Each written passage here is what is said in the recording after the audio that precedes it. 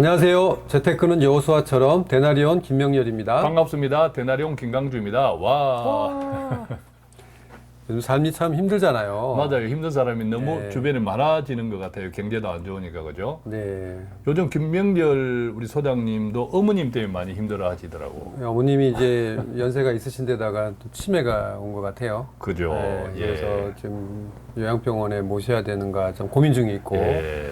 그 삶이 보면 이제 저희도 그렇지만 말씀 안에서 이제 열심히 살고 잘 살았는데 왜 이런 고통이 한꺼번에 몰려오는가. 맞아. 이게 하나님께서 고통을 주신다라고 생각할 수도 있는데 사랑하지 않는가라는 생각도 들고. 네네. 뭐 이런 부분들에 대해서 고민을 많이 하는 요즘인데 네. 요즘에 이런 책이 하나 나왔다고 해서 예. 당신의 인생이 왜 힘들지 않냐고 생각하십니까? 예. 이런 책이에요. 예. 예. 이 책이 보니까 되게 성경적인 것 같아서 예. 오늘 이 얘기를 그렇죠. 좀 나눌까 합니다. 오늘 이야기는 일하고도 관계 있어요. 일터. 예. 요즘 특히 막 경제가 바뀌고 4차 산업 등등이 가속화되면서 일자리도 뺏긴다. 이런 걱정들도 많고 또 반대로 일을 오래 해야 되잖아요. 수명이 연장되면서 네. 정년에 대한 갈등 이런 등등이 이런 복합적인 영향으로 우리의 인생이 점점 힘들어지고 있지 않나 현실적으로도 네, 네, 네. 그런 생각이 드는데 우리 김 소장님이 이제 어머니 연세 많은 연로하신 어머님의 또 치매 등등 때문에 고통스러워하고 괴로워하는 그런 모습들을 가끔씩 보는데 참 효자입니다. 효자인데 우리가 힘든 경우가 내가 어쩔 수 없을 때 마음은 그렇지 않은데 마음은 그렇지 않은데 내가 그것과 반대되는 어쩔 수 없는 선택을 할 때 굉장히 힘든 것 같아요. 네, 그런 것 같아요. 예, 어머니를 평생 모시고 싶은데, 그렇죠. 요양을 해 모셔다 놓고 돌아올 때 얼마나 힘들어. 현실적으로 맞아요. 그렇게밖에 할 수 없는. 예, 할 수밖에 없는. 네. 쇼펜하우어 이 책의 제목이 이제 조금 전에 이야기한 것처럼 당신의 인생이 왜 힘들지 않아야 한다고 생각하십니까? 라는 건데 저는 이 책 제목에서 바로 성경을 생각했어요. 예. 우리가 창세기 3장 17절에서 9절의 말씀이 있잖아요. 네. 즉 우리가 땅으로 쫓겨나와서 그때부터 가시덤불, 엉겅퀴 또 수고하고 땀을 흘려야 소산을 얻고 에덴 동산의 시절과는 완전히 극단적으로 바뀐 세상에서 살게 되었죠. 네. 그래서 제가 이 제목에서 야 이게 정말 성경적이다라고 생각했던 게 그러니까 쇼펜하우어 이야기를 조금 하면 이 쇼펜하우어는 대표적인 실존 철학자예요. 실존 철학자인데 독일 사람이죠. 1800년대에 네. 이제 활동을 했던 사람인데 쇼펜하우어 이 사람은 동시대에 살았던 철학자 중에 한 사람이 우리가 잘 알아요. 헤겔 이게 동시대를 같이 살았잖아요. 근데 이 쇼펜하우어는 워낙 인생을 절망적으로 생각했던 사람이에요. 절망적으로 생각해서 가정은 굉장히 부유한 집안, 우리나라 같으면 제조업 공장을 하는 회사를 하던 아버지 부유한 집안에서 태어났는데 그 아버지는 이 쇼펜하우어를 후계자 삼으려고 했고 이 쇼펜하우어는 아들이 하나밖에 없었는데 쇼펜하우어는 절대 그게 싫었던 거지. 가업 성계가. 그래가지고 아버지하고 내 갈등을 하다가 또 아버지의 뜻을 따라서 한번 같이 일을 해보기도 하다가 그랬는데 어느 날 아버지가 돌아가셨어요. 그것도 자살을 했네. 자살을 하고 20살 차이 나는 어머니가 20살 차이 났대요.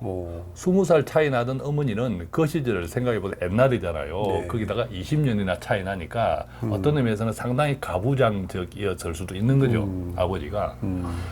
꼭 눌려 살다가 남편이 갑자기 그렇게 되니까 그때부터 굉장한 좌절감, 우울감이 또 엄마는 생겨가지고 그것을 돈은 많으니까 막 돈을 쓰면서 사교계의 인물을 데뷔를 하면서 그렇게 살았던 어머니라고 해요. 네.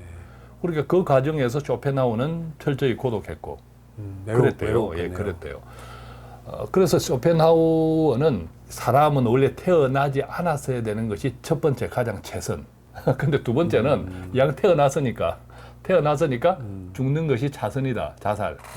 이렇게 생각했던 사람이 쇼펜하우어. 극단적으로 생각했네요. 굉장히 우리가 실존주의 철학자라고 하지만 굉장히 아주 절망과 고독과 인생의 허물을 이야기했던 철학자죠. 그런데 이 쇼펜하우어가 굉장히 또 대중으로부터 비난을 받았던 사건이 있어요. 1800년대에 유럽을 아주 휩쓸었던 콜레라 있었잖아요. 콜레라. 네. 그 콜레라가 이제 독일 베를린에도 덮쳤는데 자, 인생이 첫 번째 태어나지 않았던 것이 재선, 태어났으면 죽는 것이 자선이라고 했던 이 쇼펜하우어가 베를린을 탈출했어요. 살기 위해. 그렇지. 그냥 있으면 자선으로 죽을 건데 또 살고 싶었네요. 살고 싶어서 이게 본능이죠. 반면 헤겔의 경우에는 베를린을 탈출하지 않고 그대로 남아 있다가 콜레라에 걸려서 죽었어요. 예. 그러니까 사람들이 쇼펜하우어가 이중인격자다. 야, 니는 말만 그렇지. 말만 안 태어나는 게 재선, 태어났으면 죽는 것이 자선 이렇게 하다가 콜레라가 걸렸으면 죽는 것이 네가 원하는 건데 왜 살려고 달아나? 너 선대 위선자야.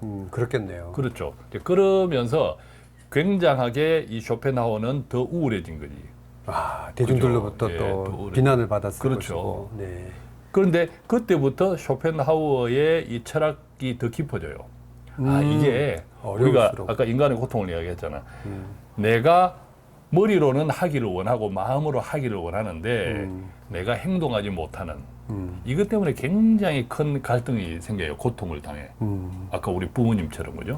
맞아요. 내가 머리와 마음으로는 평생을 모시고 싶은데 행동은 그러지 못하고 있잖아. 네, 어쩔 네. 수 없이. 네. 그때 굉장하게 내가 죄책감에 사로잡히잖아요. 빠지죠. 네.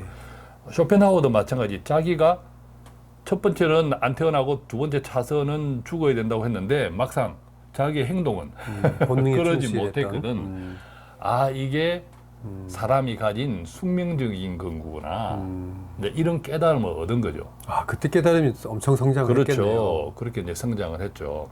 네, 그러면서 이제 결과적으로는 지금 유명한 실존주의 철학자 중에 한 사람으로 쇼펜하우어가 자리매김하게 된 동기 자체가 그때의 순간, 그때의 깨달음, 그것을 솔직하게 계속 글로 쓰고 한 그 행위로 인해 가지고 오히려 이제 실존주의 철학의 철학자로 자리매김하게 된 거죠. 오히려 극단적인 선택을 할 수도 있는데 비난을 통해서. 그렇죠. 근데 그거를 더욱더 승화시킨 맞아요. 계기가 됐네요. 어떤 의미에서는 쇼펜하우어의 그 성격을 보면 극단적인 선택을 하려고 마음을 먹었을 수도 있어, 그죠? 충분히 그랬을 네네. 수도 있는데 또 뒤집어 생각하면 그럴 마음은 먹었을 수도 있는데 그리 하지 않았다라는 것도 어떤 의미에서는 자기 자신을 굉장히 심각하게 볼 수 있는 거지. 나는 정말 이중인격자구나 생각할 수 있는 거지. 이제 그런 것들이 결과적으로는 쇼펜하우어의 철학적인 사상을 굉장히 성화시킨 이런 결과죠. 근데 이것을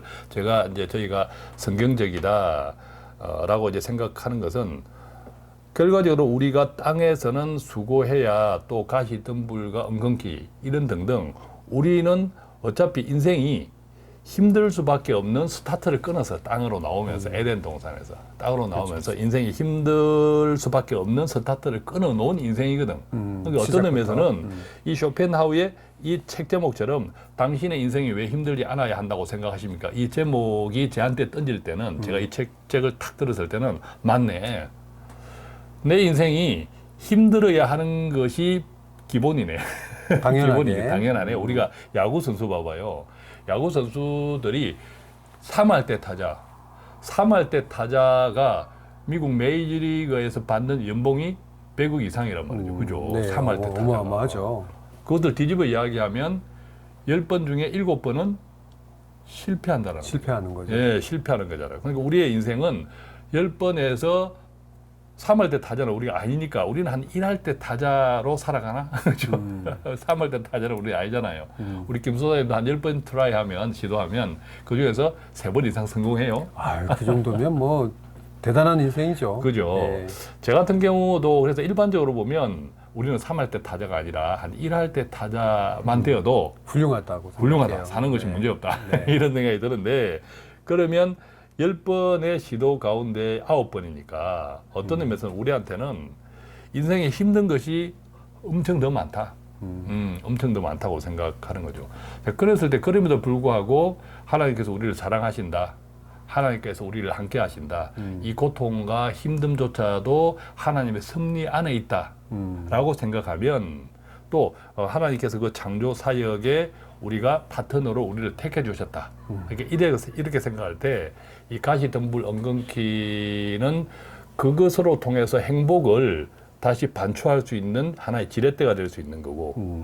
그래서 궁극적으로 아까 우리가 이제 이것을 일하고 좀 연결시켜 보자 했을 때 일은 우리한테 앞으로 이제 직업의 문제라든지 이런 것이 굉장히 좀 심각해지고 있잖아요.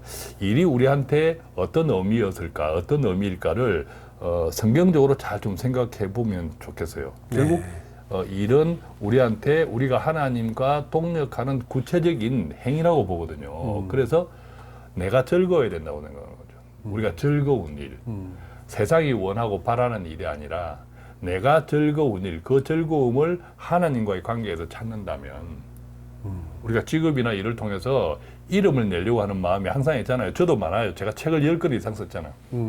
10권 이상 쓰는 동안에 제 이름 석자가 들어가잖아요. 들어가죠. 그럼 네. 나도 모르게 무의식적으로 내 이름이 나는 것에 대한 나의 기대가 있어요.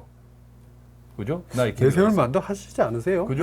근데 그게 있다고. 근데 그게 있는데 그렇게 되는 내 이름을 내는 것에 내가 엮여 들어가는 순간 내 인생은 오히려 나락으로 빠지더라. 그런 경험을 저도 작은 경험들이지만 했고 우리가 세상을 보면 자기 이름 내려다가 인생이 잘못되는 사람이 얼마나 많아요. 네. 얼마나 많아요. 그래서 일 자체를 내가 즐거운 일, 이 즐겁다는 것이 세상의 기준에 이 기대에 부응하는 것이 아니라 하나님과의 관계에서 그래서 이 일을 찾을 때 우리가 자녀들도 마찬가지고 정작 나 자신도 마찬가지인데 하나님께서 원하시고 하나님께 주신 나의 은사를 내가 즐길 수 있는 일을 찾는 것은 생각만큼 쉽지 않아요. 그죠? 네. 쉽지 않습니다. 부모들이 자녀를 볼 때도 또 세상에는 몇 살 때까지는 뭐 어떻게 해야 되고 몇 살 때까지는 어떻게 해야 되고 이런 세상에 하나의 큰 길이 있잖아요. 네네. 근데 그것에 벗어나서 두렵죠. 두렵죠. 네. 두렵고 실패할 수도 발견도 있고. 쉽지 않고 이제 네. 그랬을 때 이제 제가 생각하는 부모들의 이제 성경적인 관점에서의 양육관의 첫 번째는 저는 기다림이라고 생각해요. 기다림. 믿음 속의 기다림. 우리 김소장님 자녀들도 지금 딸 누구죠? 우리 지요. 지어도 또 네. 댄스나 이런 음악에 굉장히 또 달란트가 있잖아요. 네. 예, 가급이 학원에 데려다 주고 대기하고 김기사 어제도 이렇게 했습니다. 보면 참 아름답다. 자녀를 잘 키우고 있다 이런 생각이 들더라고. 본인이 이제 좋아라 하고 그렇죠. 또 우리 자녀들도 예.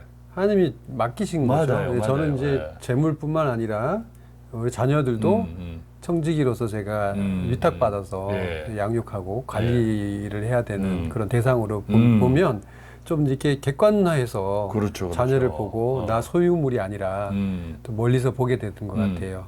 어머님과의 관계에 있어서도 오랫동안 병 치료를 하셨고 또 54세 때 쓰러지셨으니까 언어도 사용 못 하시고 이제 이별이 얼마 안 남았다 생각하니까 인간적인 감정은 이제 복받치지만 이것도 하나님과 어머니와 또 저와의 관계를 전체적으로 볼 때 맞아요. 예. 객관화할 수 있는 그렇습니다. 그런 통찰력이 예. 생기는 것 같아요. 예.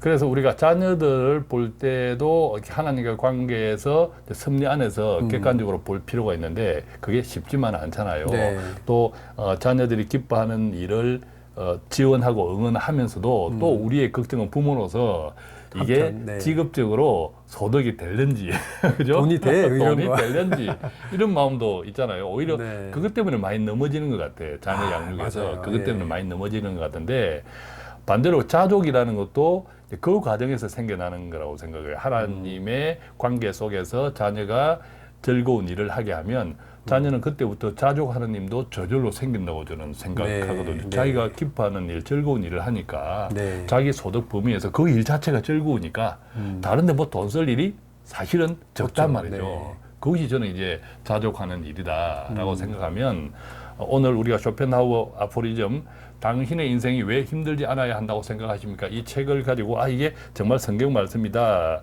라는 이야기를 시작했지만 그래서 결과적으로는 모든 철학자, 세상에 내놓으라 하는 철학자들의 철학의 결론, 세상의 깨달음의 결론은 성경이더라. 아멘입니다. 그런 네. 깨달음을 제가 좀 얻었습니다. 네. 오늘 이 쇼펜하우어의 이 당신의 인생이 왜 힘들지 않아야 한다고 생각하십니까? 이 얘기를 통해서 우리 자녀뿐만 아니라 우리 일, 우리 삶을 전체적으로 한번 돌아보면서 하나님과의 이 관계가 우리 삶의 되게 중심이 되고 우리 삶을 또 이끄는 중요한 얘기였던 것 같습니다. 다음에는 더 좋은 얘기로 또 방송을 통해서 만나 뵙도록 하겠습니다. 감사합니다. 고맙습니다.